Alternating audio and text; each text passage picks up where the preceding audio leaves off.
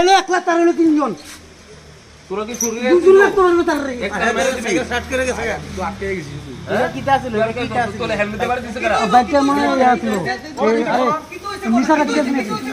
কিটা হইছে না কিটা কোনা হবে? তুমি কিছু করছ না, তোমরা 3 জন আছিলা, কি হইছে অনেক কোনা? হইছে না কিটা? হেলমেট দেবার কারে কিটা কইবা? কারে কিটা কইবা তুমি ওনে? কারে কিটা কইবা? এই ইদাতে মডেল গাইছে একজন রে। এটা তো মারছে। এটা তো কত হইছে? মারছে না। কেডা মারছে? এটা হইছে না, এটা বারে না। কোনতে? এটা কোনতে?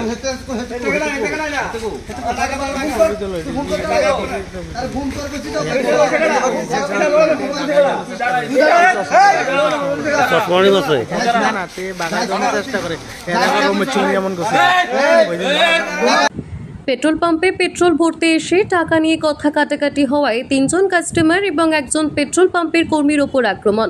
ঘটনা উদয়পুর রমেশ চৌমোহনী এলাকায়। ঘটনার বিবরণে জানা যায়, উদয়পুরের অন্যান্য পেট্রোল পাম্পগুলি জরুরি পরিষেবা না থাকায় প্রত্যেক দিনের মতো রাজীব পেট্রোলিয়াম এজেন্সি জেলা প্রশাসনের মান্যতা দিয়ে রাত্রিকালীন জরুরি পরিষেবা দিয়ে আসছেন।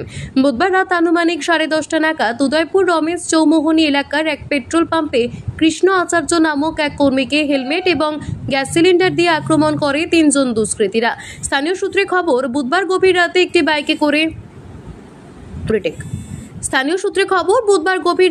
বাইকে করে তিন যুবক পাম্পে তেল ভরতে আসে।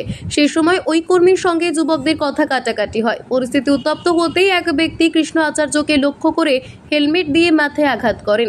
পাম্পের ওই কর্মীর মাথায় আঘাত লাগলে তিনি সেখানেই লুটিয়ে পড়েন মাটিতে। আওয়াজ শুনে বাজারে থাকা অন্যান্য লোকজনেরা ছুটে এলে অচৈতন্য অবস্থায় মাটিতে পড়ে থাকতে দেখেন কৃষ্ণ আচার্যকে। খবর দেওয়া হয় অগ্নি নির্বাপক দপ্তরকে।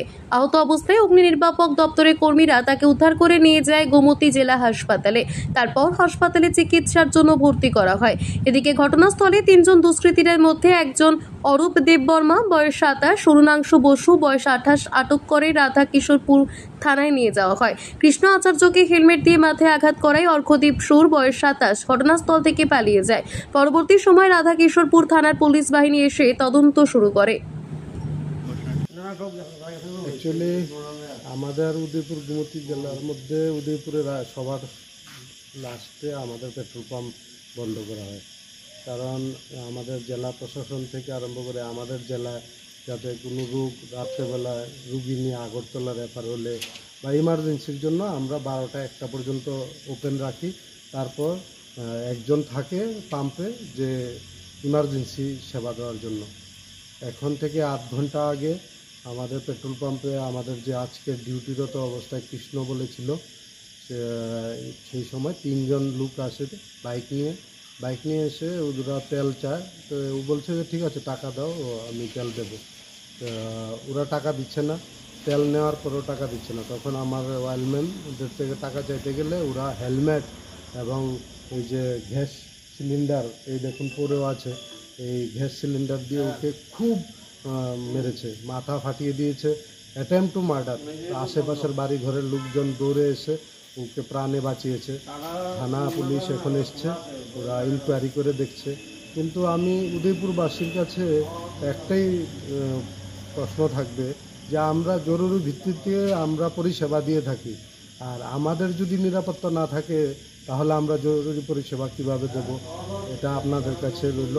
এবং পুলিশ প্রশাসনের কাছে আমার বিনীত নিবেদন থাকবে যাতে আইনিগতভাবে ওরা ছাড়া না পায়। এবং আমি মা ত্রিপুরেশ্বরীর কাছে বলবো যে আমার যে স্টাফটা ইনজিউর্ড হয়েছে ও যাতে সুস্থ হয়ে বাড়িতে আসে। নমস্কার।